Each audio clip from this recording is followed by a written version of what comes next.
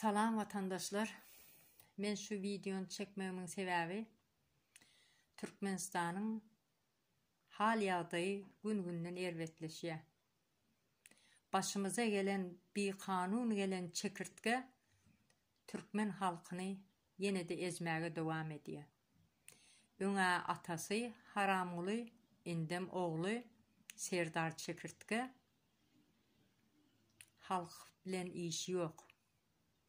Yılan gitti, yöne kuyruğu kalıptır. Şun YouTube'da birce oğlancık kesel yatır. Men ölösüm gelen ak, bana kömek edin diye. Bolsa bir 13-14 yaşındadır. Şu çağacın geleceği var. Devlet nerede, nämçin şu çağa kömek eden ak? Türkmenistan'ın daşındaki Türkmenistanlılar kömek eder, hükmen eder. Yöne Türkmenistan'ın içindeki halk siz uğuklamağa devam edin. Tab henglençeniz uğuklam. Bir iki setir koşkuyum var. Yat yerlerde kulçuluğu besedip vatandaşlar dolan olayın vatana.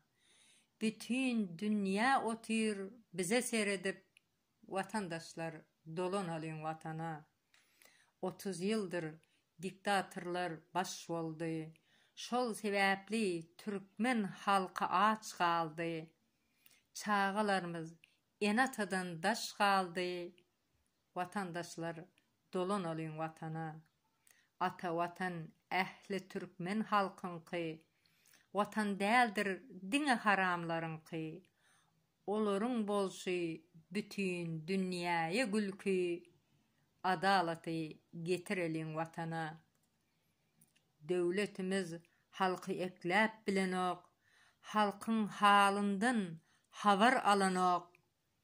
Kesellerimiz doktoru pul tapanok, vatandaşlar dolan olayın vatana. Vatanımızda parlament devlet kuruluyun.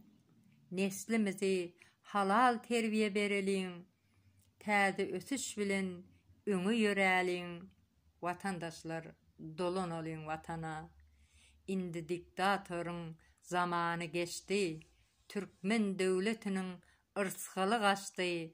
Haramdağ bizi iyile kul etdi. Vatandaşlar dolan olayın vatana. Indi ak garanyň arasy açylsın.